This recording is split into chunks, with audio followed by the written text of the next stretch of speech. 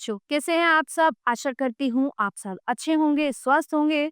स्वागत है आपका इस कक्षा में। आइए आज हम पढ़ते हैं हिंदी व्याकरण का पाठ 20 कहानी। ले कहानी है मतलब आज जैसे कक्षा में आपको टॉपिक दिया जाता है और आपको उसके ऊपर अपने अपनी थॉट से, अपने विचारों से एक स्टोरी लिखनी होती है, ठीक है? सबसे पहले है बुद्धिमान यात्री। किसी नगर में एक सराय थी। यात्री उस समय सराय में रात्रि में विश्राम करते थे। सराय में एक चौकीदार रहता था। वो चौकीदार बहुत धूर्त यानी चालाक था। एक दिन रात में सराय पर एक यात्री आया और सराय का दरवाजा बंद था।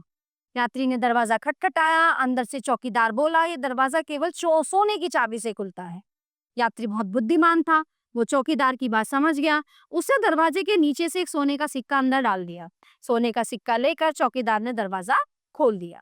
तो बुद्धिमान यात्री ने अपना सिक्का वापस लेने के लिए चौकीदार से कहा, मेरा सामान बाहर यहाँ से ले जाओ। चौकीदार के बाहर निकलते ही यात्री ने अंदर से चौकीदार ने दरवाजे पर आकर कुछ देर प्रतीक्षा की। तो यात्री ने वही बात कही, ये दरवाजा केवल सोने की चाबी से खुलता है। तो चौकीदार ने यात्री का सोने का सिक्का दरवाजे के नीचे से अंदर डाल दिया। सिक्का लेकर यात्री ने दरवाजा खोल दिया और उस दिन के बाद चौकीदार ने कभी किसी यात्री से बुरा व्यवहार नहीं किया।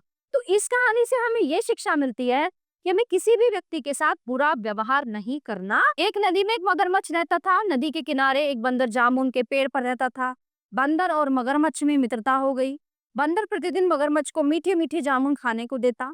मगरमच्छ मीठे मीठे जामुन खाकर बहुत खुश होता। एक दिन मगरमच्छ ने बंदर के दिए जामुन अपनी पत्नी को खिलाए। तो मगरमच्छ की पत्नी जामुन खाकर बोली, इतने मीठे जामुन मैंने आज तक नहीं खाए। मगरमच्छ की पत्नी सोचने लगी कि जब ये जामुन इतने मीठे हैं तो इन्हें खाने वाले बंदर का जो दिल है वो कितना मीठा होगा, क्योंकि कहते हैं ना, जब भक्षक तो भक्षक ही होता है ना। तो मगरमच्छ की पत्नी ने बंदर का दिल खाने का फैसला कर लिया। मगरमच्छ की पत्नी ने मगरमच्छ से कहा, मुझे बंदर का दिल खाना है, तो तुम कल उसे अपने साथ ले आना।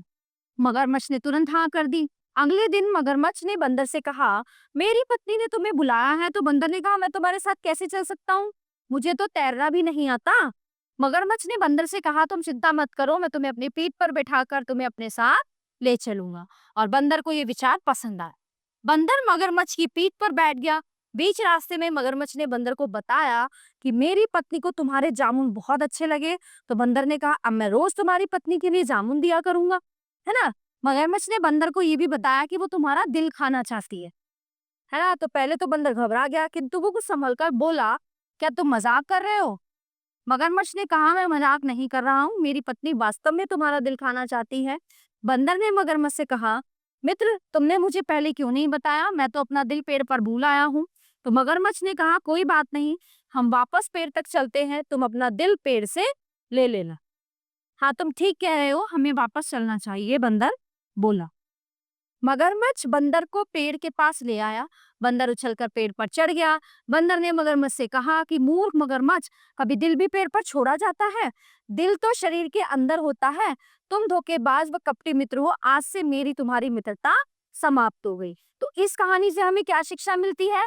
हमें कपटी और धोखेबाज मित्रों से मित्रता नहीं करनी चाहिए, ठीक है। तो प्यारे बच्चों, आगे ये कुछ उदाहरण दिए हुए हैं, इनके बेस पे आपको ये पूरी स्टोरी जो है कंप्लीट करनी है। ये it is your homework, okay. प्यारे बच्चों, आशा करती हूँ ये कहानियां आपको बहुत पसंद आई होंगी और ये पाठ भी आपको अच्छे से समझ आया होगा।